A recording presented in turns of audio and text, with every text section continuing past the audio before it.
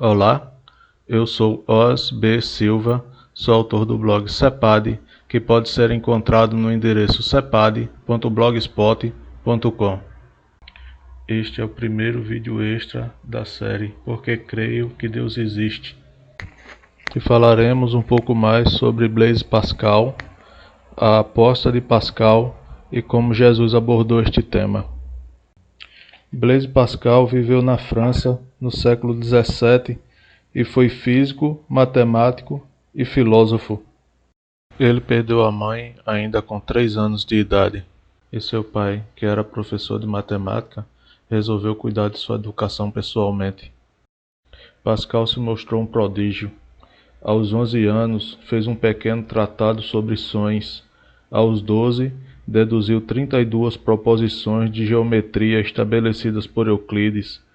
Aos 16, fez um tratado tão bom que foi comparado a Arquimedes. Neste tratado encontramos o célebre Teorema de Pascal. Aos 19, inventou a primeira máquina de calcular e aos 23 anos já possuía imenso cabedal científico, tendo descoberto várias leis sobre a densidade do ar, o equilíbrio dos líquidos, o triângulo aritmético, o cálculo das probabilidades, a prensa hidráulica, entre outras. Foi também aos 23 anos que teve seu primeiro contato com a teologia, mas isto pouco mudou em sua rotina e em sua vida. Mas foi apenas aos 31 anos, depois de um acidente no qual teve uma visão onde um imenso abismo o engolia, que só então resolveu largar tudo e se dedicar ao estudo das Escrituras, tornando-se então teólogo. É neste momento de seus escritos que estamos agora especialmente interessados. E vamos tentar abordar com um pouco mais de profundidade neste vídeo, que ficou conhecido como a aposta de Pascal. Uma pequena observação. A partir deste momento, iremos fazer várias citações diretas, e para não ficarmos falando o tempo inteiro que estamos abrindo e fechando aspas, favor olhar no texto da tela onde elas estão. Voltando para nosso roteiro, antes de colocar o teor da aposta, Pascal nos lembra que a morte que nos ameaça a cada instante deve colocar-nos infalivelmente, dentro de poucos anos, na terrível necessidade de sermos eternos ou aniquilados ou infelizes.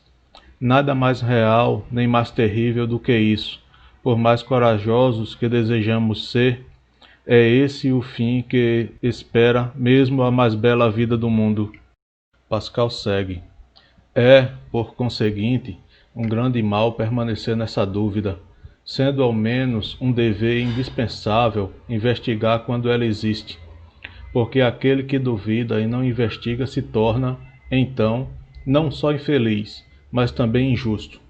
Com efeito, se com isso se mostra tranquilo e satisfeito, se disso faz profissão e se por isso se sente orgulhoso, fazendo disso motivo de sua alegria e de sua vaidade, não tenho termos para qualificar tão extravagante criatura. Onde se foram buscar tais sentimentos? Que motivo de alegria existe quando só se esperam misérias sem remédio? Que motivo de orgulho pode haver nas obscuridades impenetráveis e como admitir que tal raciocínio seja o de um homem razoável?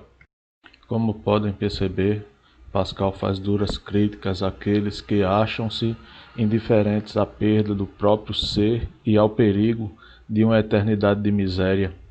Para ele, isso não é natural, pois procedem de modo inteiramente diverso em relação a todas as outras coisas, temem até as mais insignificantes, e as preveem e as sentem.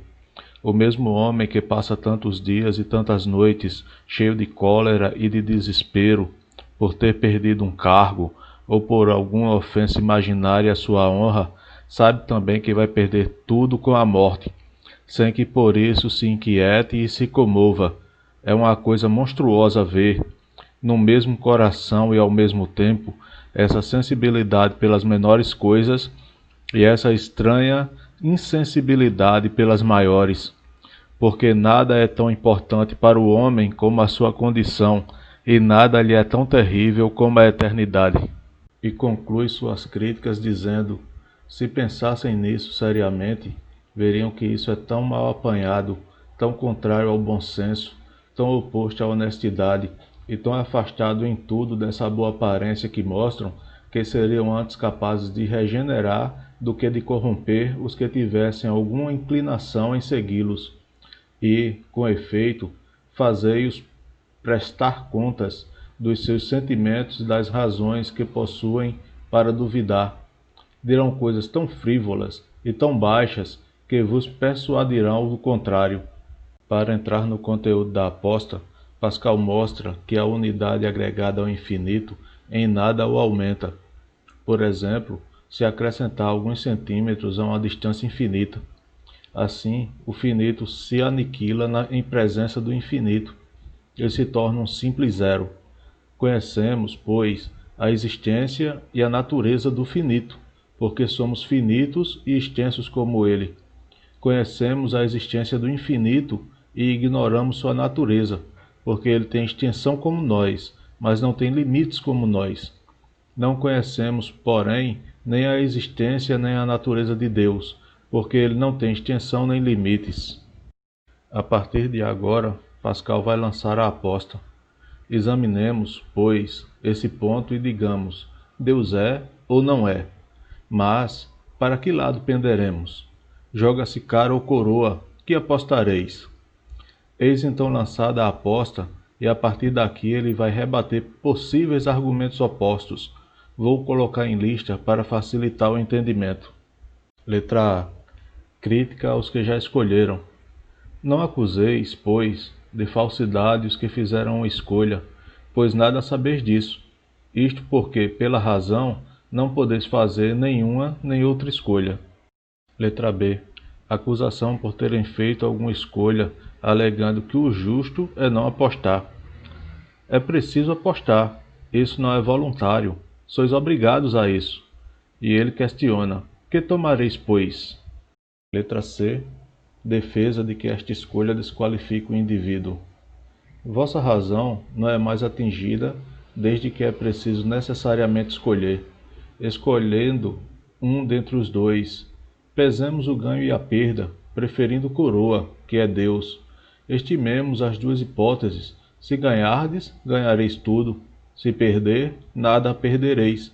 Apostai, pois, que ele é, sem hesitar. E assim Pascal mostra que essa esquiva é falaciosa. Letra D. Dizer que afetaria a razão diante da incerteza.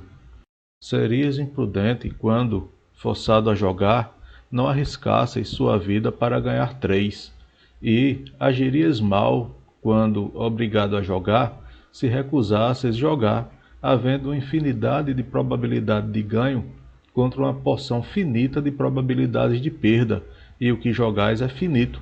Jogo é jogo. Sempre onde há o infinito e onde não há infinidade de probabilidades de perda contra a de ganho, não há o que hesitar. É preciso dar tudo.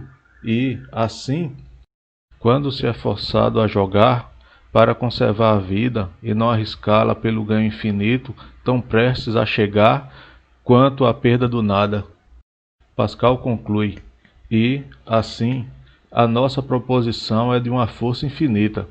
Quando há o finito que arriscar num jogo em que há tantas probabilidades de ganho como de perda, e o infinito que ganhar. E isso é demonstrativo, e se os homens são capazes de algumas verdades, essa é uma delas.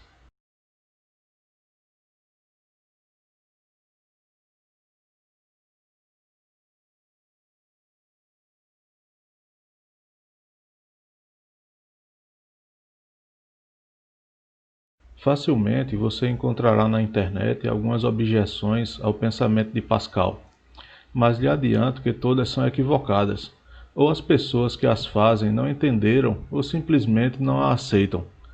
Para exemplificar, vi alguém dizer que Pascal estava errado porque não precisamos escolher.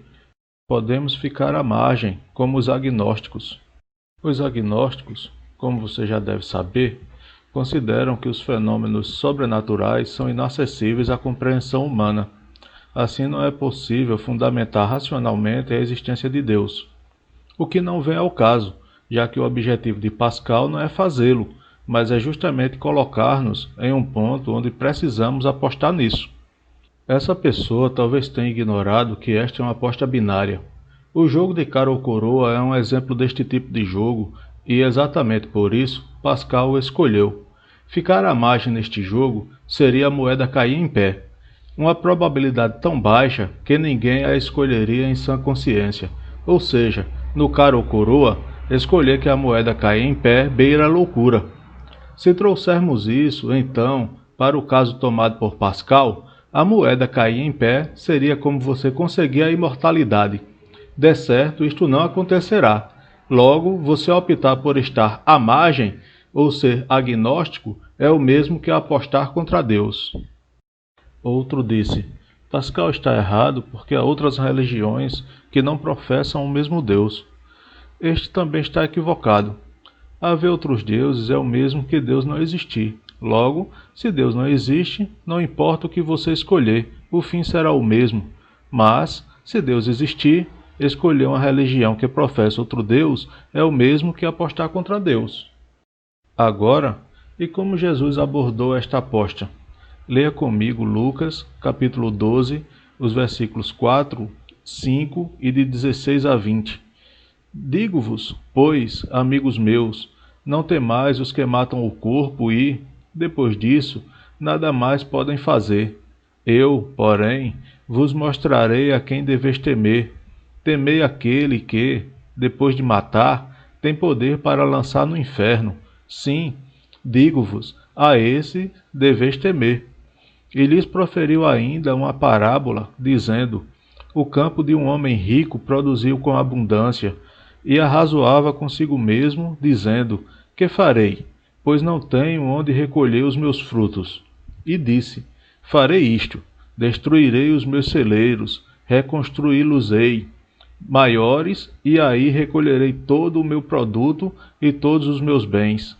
Então direi à minha alma: Tens em depósito muitos bens para muitos anos, descansa, come, bebe e regala-te.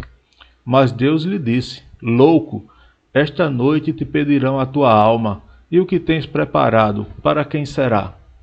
E você, querido espectador, qual sua aposta? E se esta noite lhe pedirem a alma? Que a graça e a misericórdia de Deus, nosso Pai, e de nosso Senhor e Salvador Jesus Cristo esteja com vocês.